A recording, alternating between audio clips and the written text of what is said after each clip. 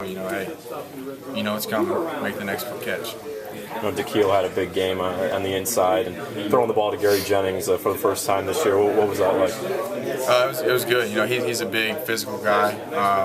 Gary is. He can catch it in traffic. He can get through some traffic, and that was cool to watch him to see him do that. And then Dekeel, he played well. He's understanding what the holes in the defense, and he's getting to those spots. How's that chemistry building with Jovan? A couple of long catches last week, but then I think he had 7 total today, so more of a possession type game. How's that continuing to grow? It's good. He's understanding defenses, I think, a little better about taking what they give us. Sometimes I think, not saying he does this, but sometimes I think young guys, they want the big play.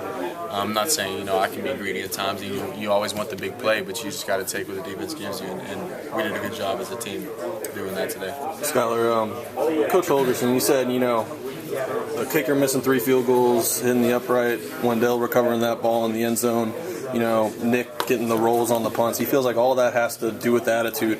If you guys have the mentality, that's when you get those breaks. It's the only way it happens. Do you feel like you would have got some of those bounces last year when maybe it wasn't quite there? Yeah, I think the mentality going into it, the way you attack the game really, makes a difference in it. I believe if you believe it's going to happen, there's the higher chances of it happening. I think a lot of us saw your mom during the man trip with the big sign-up. What does that mean to have her come all the way up from Texas to see you play, and how often does she come up, and is it every home game? Yeah, she's trying to make every game. She is the reason, no doubt, the reason why I'm sitting here right now. The sacrifices she's made in my life and in hers for the better of both of us. It's unbelievable. I can't words can't even describe how thankful I am. And for her to be here watching me play, it's amazing. I look for her every time. If you're wondering who I'm pointing to, that's who I'm pointing to after every touchdown. You have just kind of a vague idea where she sits? You just point to that part of the stadium, or? Yeah, I find her in pregame, and then usually, home teams, we give our tickets to our parents, and we know where they sit. So. Gotcha. 3 incompletions. You were 17 for 20 at the first half. I think all 3 incompletions were in the red zone. Is that something that's continual you got to keep working on? Yeah, I can do a better job of getting into some better routes. There was some good defense down there, but I take full responsibility of that.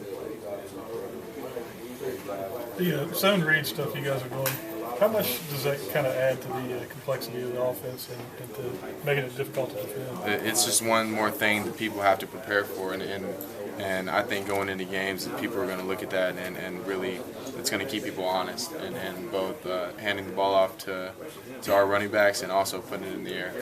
Have you done much of that in the past? Yeah, I did a bunch of it in high school. And then a little bit in junior college, but more in high school. When did you guys start implementing it here? I would say Iowa State game last year. That's when you guys started doing a lot of it. Yeah, you're not gonna put in a bunch of new stuff at the end of the season, but I feel like that's when it sparked. When was the first time someone emphasized to you about taking care of the football and not throwing interceptions? And do you remember any incident like you threw a bad one and some coach or your mother or somebody? In high school, I don't. It's hard to remember. A lot of things have happened, but in high school, I don't think I threw a lot of interceptions.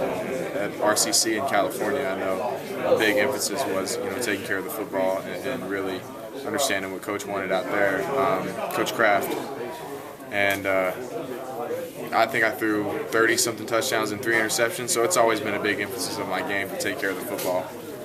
What goes into that? You can be too cautious and not try to make any tough throws. Yeah, I'm not going to be gun shy. That's one thing that I won't be. I'm a gunslinger, and I'm going to put it in there when I can. But I'm going to always take care of the football. That's the #1 priority. You mentioned the gunslinger mentality there and contrasting that with taking care of the ball. Just kind of giving those two doing things, can that be kind of a difficult balance at times? No, because taking care of the football always trumps that. If there's a situation where understanding down and distance, situation in the game, how much how much time is left on the clock, and how many points we have, really depends on that stuff. It's all taken account for.